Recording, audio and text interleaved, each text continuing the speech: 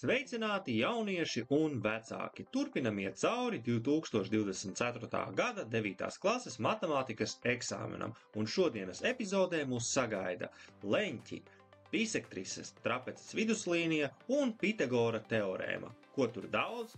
Ķersimies klāt! 14. uzdevums. Aprēķina leņķi 1, ja zināms, ka leņķis 2 ir 46 grādi. Trešais attēls. Paskatāmies uz trešo attēlu, tad leņķis 2 uzreiz atzīmē, ka tas ir 46 grādi. Ja?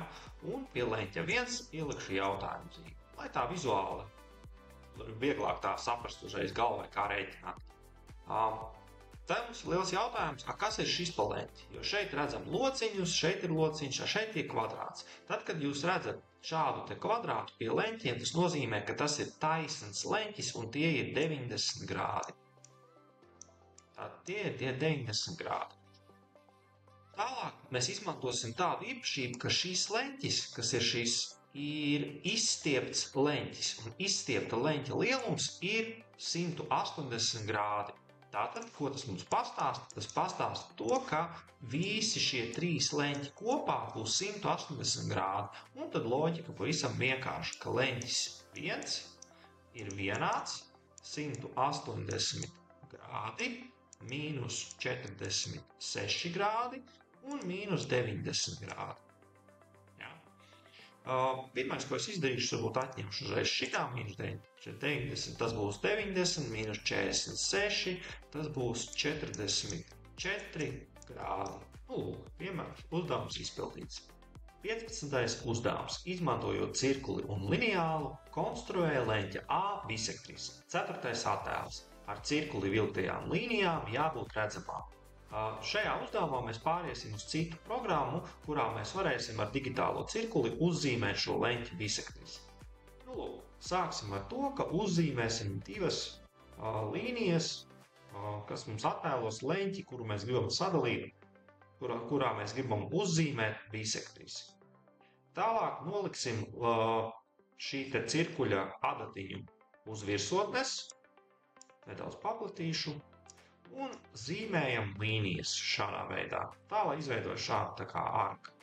Pēc tam cirkuļa adatiņu noliksim atkal uz šī te punkta, un mums vajadzētu dabūt tā, lai tas cirkulis atkal aiziet līdz šeienei, tā galiņš otrgals.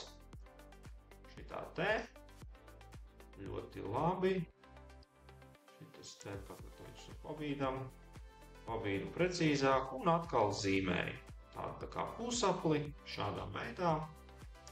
Pēc tam samainu vietā. Samainu vietā, nolieku šeit cirkuļa adatiņu un šo te pielāgošu, lai viņa atrodas šeit, un sākšu zīmēt. Atkal šādi. Tagad paņemu nost cirkuli un cauri šiem te punktiem, kas ir šis un šīs punkts, atkal jāizvelk taisni. Paņemšu šito te un velku cauri taisni. Un šādā veidā mēs esam uzzīmējuši bisektrisi, ka šeit ir leņķis un šeit ir leņķis. 16. uzdevums. Dota trapece RKLP, kur KL ir paralēls ar RP. Zīmējumā tas izstāsta šādi. Šis pamats ir paralēls ar šo pamatu, kas nozīmē, ka viņi savā starpā nekrustojas. Lasam tālāk uzdevumu. KL ir 17 cm, to uzreiz atzīmēju, 17 cm, un RP ir 25 cm, uzreiz atzīmēju. Aprēķini NE garumu, tātad NE ir šis te nogrieznis.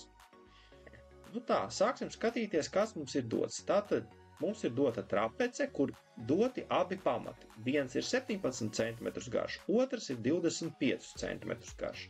Vēl mums ir dots, ka šīs te nogrieznes NE sadala sānu malas uz pusēm. Ja? Šie mazās strīpiņas nozīmē, ka šie nogriezņi savā starpā ir vienādi abās pusēs. Un tas mums liecina par to, ka nogrieznis NE ir trapeces viduslīnija. Un trapeces viduslīnijai ir arī sava formula, kā viņu rēķina. Tātad trapeces viduslīnija M ir vienāda ar abu pamatu summu dalīt uz 2. Un šajā gadījumā tas būtu, ka mums ir nogrieznis NE ir vienāds nogriežņi KL plus nogrieznis RP dalīts uz 2. Ja?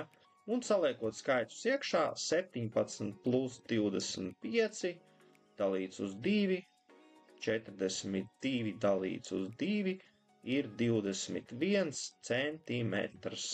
Un uzdevums izpildīts. 17. uzdevums. Dots trīsstūris PKS, leņķis S ir 90 grādi, PK ir 7 cm un PS ir 6 cm. Aprēķini malas SK garumu.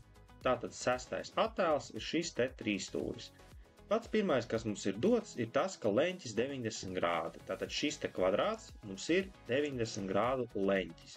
Ko tas nozīmē? Tas pastāsta mums to, ka mums ir darīšana ar taisnu leņķa trīsstūri. Un mums vēl ir dotas malas. Uzreiz atzīmēšu. PK ir 7 cm, pierakstu 7 cm, un PS ir 6 cm. 6 cm. Tad, kad mums ir darīšana ar taisnleņķa trīsstūri, biežākais ir divas lietas. Vai nu Pitagora teorēma, vai nu sīnus, kosinus un tangents. Šajā gadījumā mums ir iedotas divas malas un ir prasīts, lai mēs aprēķinām trešo malu, kas ir nezināmā mala. Ja? Un šādā situācijā mums ir sērtāk būtu izmantot Pitagora teorēmu. Taču šeit tā Pitagora teorēma būs nedaudz jāpagroza. Klasiskajā versijā Pitagora teorēma pastāsta ko? Ka hipotenūza, kas ir garākā mala kvadrātā, tātad PK kvadrātā, ir vienāds ar abu katešu kvadrātu summu, jeb šo PS kvadrātā plus KS kvadrātā. Ja? Es uzrakstīšu SK, lai nejauktu galvu. SK kvadrātā. Nu, lūk, un nezināmais lielums mums visā šajā Pitagora teorēmā ir tieši SK. Es veicot pārveidojumus, pārveidošu formulu sekojošā paskatā. SK kvadrātā ir vienāds ar PK kvadrātā mīnus PS kvadrātā. Jebšu citiem vārdiem sakot, ja ir jārēķina kāda no katetēm, tad no hipotenūzes kvadrāta ir jāatņem otras katetes kvadrāts.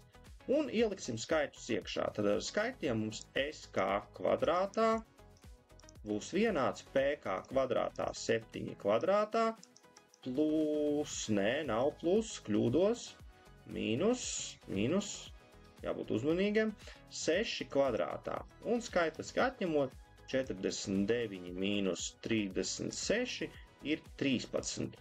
Bet jāpievērš uzmanību, ka tas vēl ir SK kvadrātā. Pats SK ir vienāds ar kvadrāta sakni no 13.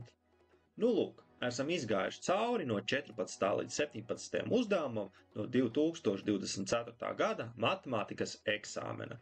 Ja jums patika mans skaidrošanas un mācīšanas stils, tad droši sekojiet un laikojiet, un ja vēlaties ar mani darboties individuāli vai grupu nodarbībās, droši rakstiet. Visādi citādi tiekamies ar jums nākamajā epizodē. Tā!